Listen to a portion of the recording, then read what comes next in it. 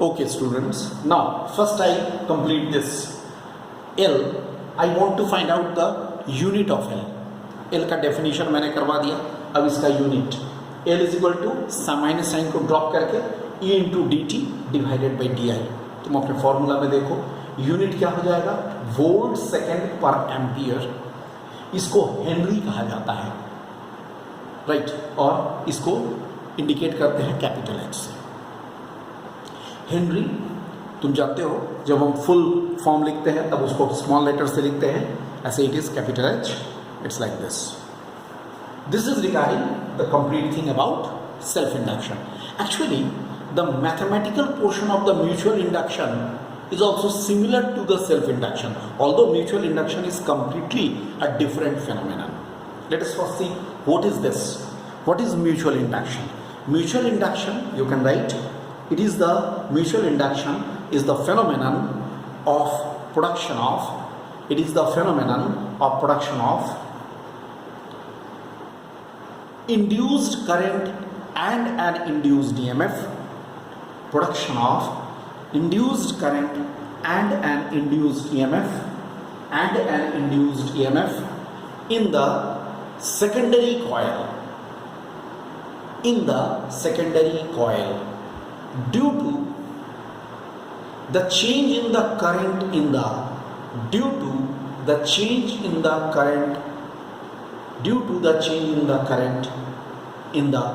neighboring primary coil.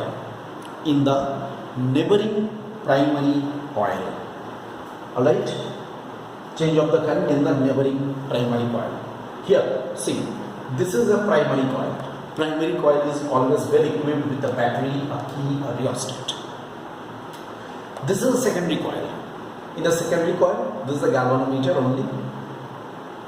What happens if I adjust the current and I put on the switch? What happens? It becomes, suppose here the current flows like this. The current कैसे flow करेगा बोलो, ऐसे flow करेगा.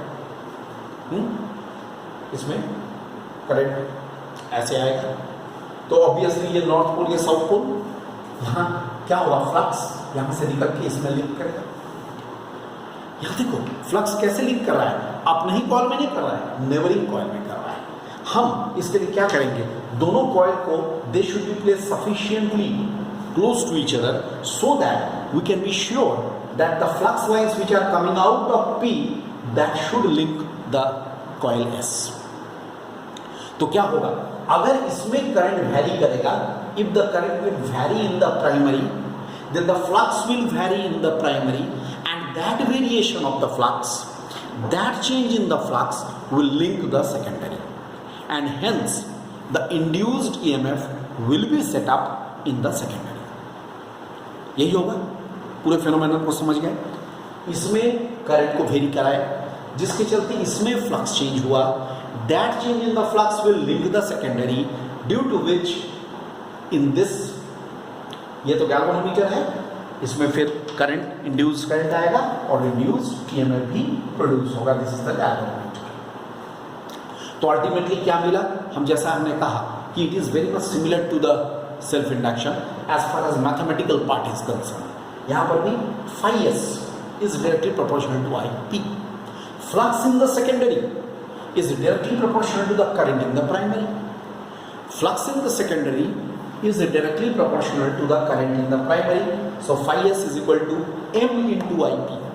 Previous वाले में L था, यहाँ पर m into IP. M into IP, what is M?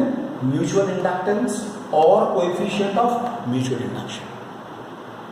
ठीक है, इनको फिर जैसे हमने पहले डिफरेंशिएट किया था वैसे डिफरेंशिएट करो. See the steps. d phi s by dt is equal to d by dt m IP. m को बाहर निकालते हैं, कांस्टेंट क्वांटिटी है. L it is m into d IP by dt मैं लिख सकता हूँ. तो induced EMF in the secondary coil Faraday's law के अनुसार, according to Faraday's law, ES is equal to ES. S stands for secondary. ES is equal to minus d phi s by dt minus m dip by dt. यहाँ तक तो कोई दिक्कत नहीं है. अब मैं क्या करूँगा, यहाँ पर again I will do the similar thing as the previous. What I will do here? Here, for dip by dt is equal to 1, yes is equal to m. यही मैं लिखूंगा. For dip by dt is equal to 1, yes is equal to m. Dropping the negative sign. So you can write, hence mutual inductance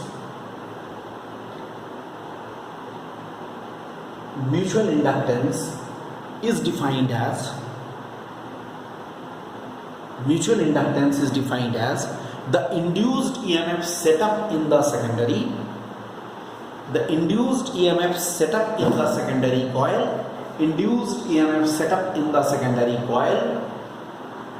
if the rate of change of current in the primary coil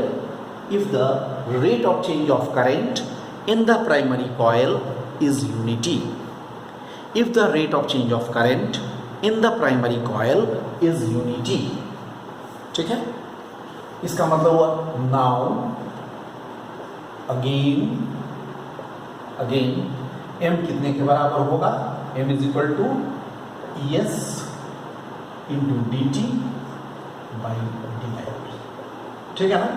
तो obviously मुझे बताने की जरूरत नहीं है कि unit of m भी हो जाएगा volt second per ampere, same as L, और ये भी हेनरी और कैपिटल H. यानी